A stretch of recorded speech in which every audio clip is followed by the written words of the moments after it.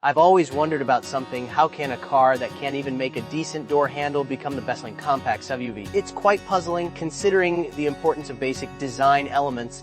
This question has been on my mind for a while, and I'm eager to explore the reasons behind its popularity despite such flaws.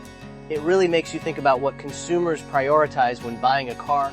So today we brought this BYD Yuan Plus to my 25-degree test track to see what its full charge range is really like. We also want to evaluate the overall product strength of this new energy SUV. It's crucial to understand its capabilities in real-world conditions.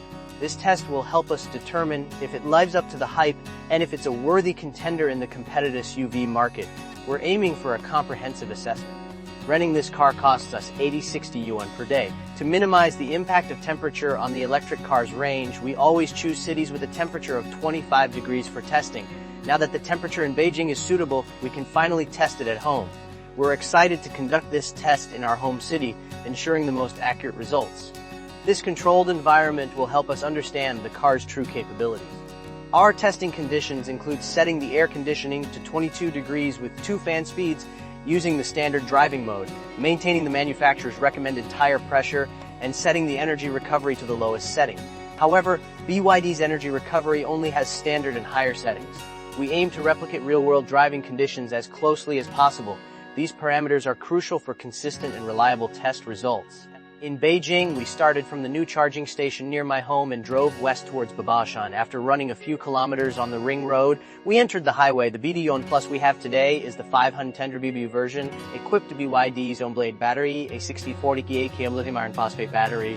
The motor is also made by BYD, producing 150 kW and 310 Nm of torque. This setup is designed for optimal performance and range. Theoretically, this car should perform well within BYD's product framework. If it didn't, it wouldn't be the best-selling compact SUV. In July, it sold over 25,000 units. In my memory, only the Haval H6 could compete within the past. The sales performance speaks volumes about its market appeal and consumer trust. It's a significant achievement in the competitive SUV segment. We have the 510 km Beyond version. There's a lower configuration that's 10,000 yuan cheaper, but I don't recommend it. After analyzing the configuration list, the Beyond version mainly adds safety features such as active braking, collision warning, 360-degree view, and a transparent chassis. These safety enhancements are worth the extra cost. It's better to invest in safety than to save a small amount of money. So if you're not too concerned about range, I recommend considering the 510 Beyond version we're testing. We've now completed the city driving portion of our test. We've driven 95 kilometers, and the remaining range is 13 kilometers. We've used 97 kilometers of the displayed range. This is consistent with our previous tests of the Yuan Plus, Dolphin, and Yuan Plus. The car's energy consumption control is impressive. The car's energy consumption control is very impressive, and its CLTC calculation is accurate. This is a testament to BYD's core strength. There's no chance of the range being significantly lower than what's displayed. The range reduction rate is 97.94%, and the energy consumption is 13.2 Kai per 100 kilometers. This is excellent and meets my expectations. BYD's technology is truly reliable and consistent. Next, we'll head to the highway to see if it performs like the other BYD models we've tested. We'll see if it's as efficient on the highway as it is in the city. We're curious to see if the highway performance matches the city performance. This will give us a complete picture of the car's capabilities. We're looking forward to the highway test results. We're now on the highway and we've increased the speed to 120 km/h, pushing the speed limit. This is the largest BYD I've tested so far. Previously, we tested the Dolphin and Seagull, which are much smaller. This car has a larger frontal area and higher wind resistance, which will affect its performance on the highway. It's important to see how it handles these conditions. The smaller cars we tested had a range reduction ratio of 132. I'm concerned that this car's highway range might be too disappointing. Also, the chassis isn't great. When we go over bumps, you can feel that the rear wheels can't hold the car body well. It feels too soft. It's okay in the city, but on the highway, with even slight bumps, the rear of the car sways significantly. This could be uncomfortable for some passengers. If you're prone to motion sickness, riding in this BYD might make it worse. Additionally, the wind noise on the highway isn't very well controlled. It's similar to the Airway Zoo 5 or the Tank 300, which are bars. The overall sound insulation and wind noise control on the highway are not great. This is a significant drawback for long-distance travel. It's important to consider this when making a purchase. The interior design is something I mentioned at the beginning. How can a car with poorly designed door handles become a bestseller? I particularly dislike some of the design choices. First, the door handles are oddly shaped. Why not just use a regular door handle? Second, the 3 strings on the door panel are strange, and the decorative rope on the door can swing out. These design choices are questionable.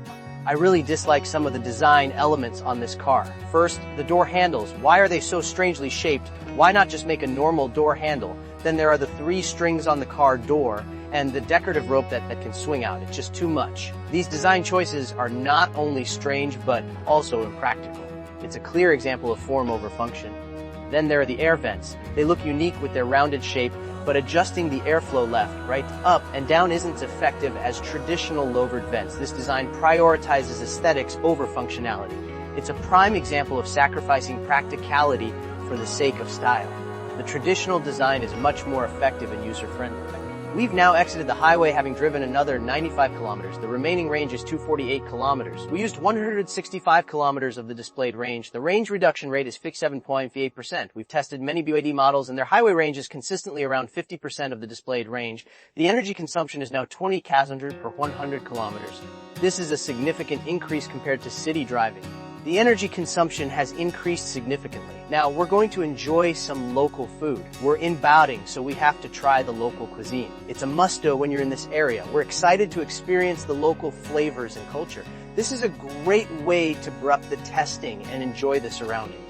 The black and white checkered building we're passing is a famous landmark in Fengtai, now called Designer Plaza. It was previously known as Beijing Impact. You might think it's an apartment building or a hotel, but it's actually a residential complex. Many people who moved to Beijing have lived in this building.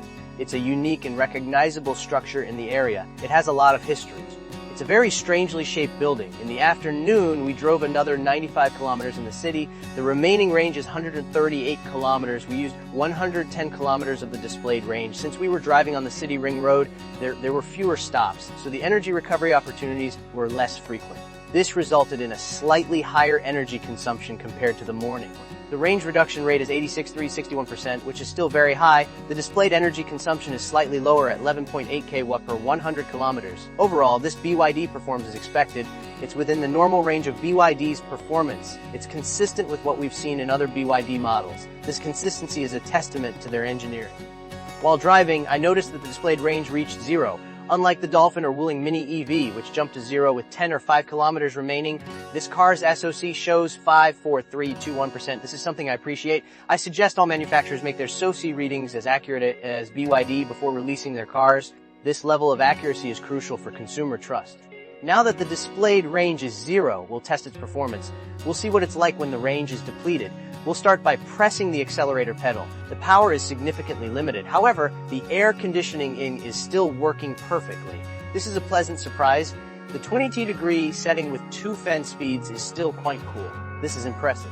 The lane keeping assist is also working fine. So we'll continue driving.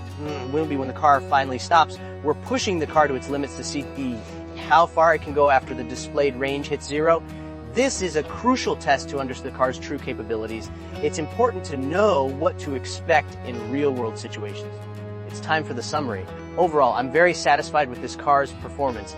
I'll start with a conclusion. I really like the BYD Yuan Plus. This car embodies a sense of balance, not making any major mistakes. It's like a well-behaved student in class. It does everything right, but it doesn't stand out in any particular way. It's a solid and reliable performer. This type of student, while good, often doesn't leave a strong impression, especially for reviewers like us. We tend to remember the cars that have unique characteristics. It's a reliable car, but it lacks a certain spark. It's a good all-rounder, but it doesn't excel in any specific area. It's a solid choice, but not a memorable one. Let's recap. The official CLTC range is 510 kilometers, and the full charge display also shows 5 and 10 kilometers. In our test, it trailed through to 93.9 kilometers, including 6 kilometers of struggle range. BYD's struggle range is quite short. Only the BYD Yuan UP has exceeded 10 kilometers of struggle range. This is a key point to consider when evaluating its real-world performance. The displayed range and CLTC range achievement rate are both 77.2420%. Compared to most competitors, this is a good result. It's not that it's exceptionally good, but rather that the competition is not performing as well. It's a testament to BYD's engineering and battery technology. This is a solid performance in the current market. Finally, the full charge energy consumption based on our calculations is 14.2 kWh per 100 kilometers. What do you think of this result? It's a good balance of range and efficiency. It's important to consider this when comparing it to other electric vehicles. This is a key metric for potential buyers.